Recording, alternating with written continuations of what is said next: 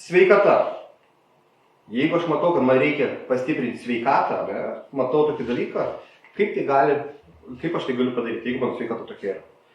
Mane labai nustebino statistika, kurią aš pamačiau, tik apie 5 procentų žmonių per dieną nueina 11 ir daugiau tūkstančių žingsnių. Standartinis vidurkis žmonių judėjimo yra apie 5000 žingsnių per dieną. Tai mane tos skaičius nustebino, nes 5000 tai mes tiesiog judėdami savo buityje tiek žingsnių suvaikščiam. Tai vadinasi, mes ant tiek mažai judam ir mažai sukuriam savo kitos energijos, kuri mums padeda darbui, galvojimui ir viskai. Reikia pastiprinti sveikatą, 10 minučių daugiau pavaikštėti. Negaliu bėgioti, nereikia bėgioti. Pajudėti, nueiti, laiptais užlipti nuo automobilio iki namo, gal automobilį pastatyti toliau.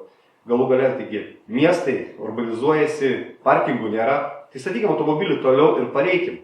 Labai nedaug. Papildomas 1000 žingsnių per dieną mums jau sukuria daugiau energijos, daugiau pozityvo ir daugiau turim minčių, ką daryti su tuo.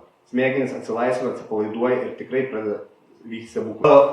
O jeigu vis dėlto sakot, neturiu laiko, čia tas anas, taip, mes neturim visi laiko. Mes galime atsikelti ryte 10 minučių. Jeigu mes tik atsikelsim 10 minučių ir paskrulinsim telefone, tai niekas neduos. Bet jeigu atsikelsim 10 minučių ir tą laiką skirsim būtent konkrečiai veiklai, mes turėsim rezultatą.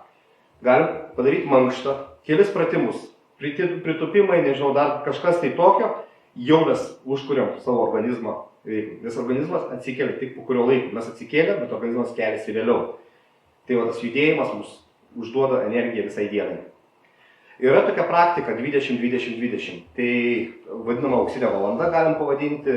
Literatūroje apie ją yra daug aprašyta, labai skirtingų istorijų.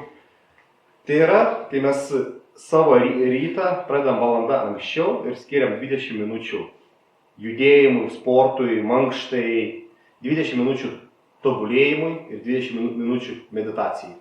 Aš asmeniškai sujungiau judėjimą su tobulėjimu vieną krūvą, bėgioju, klausau audio knygų ir save tobulinu vienu metu. Man tai patinka, man tai teikia malonumą. Sau galite atrasti gal kitokį santykį, gal 20-30, gal dar kažkas, bet pats faktas, kad ryte mes skiriam laiko, iš pradžių kelti sunku, bet galima sukurti bendruomenę. Tai, ką aš pats esu padaręs, sukūręs chat grupę, kurioje žmonės keliasi prieš 6. Visiems iššūkis buvo taip ir man, keltis anksti sudėtingai, susirašėm ir dabar labas rytas, mes vienas kitą pasveikinam ir matom, kas pavėlavo, kas nepavėlavo, kartais pabaksnojam, kad vėluoji, bet tai yra atsakomybė ir būtent, žinau, grupės atsiliepimus tikrai padeda. Neturi, suras draugą, kas norėtų keltis ir vienas kitam jūs padėsite. Turėsit valandą papildomą ryte ir puikiai galite išnaudoti.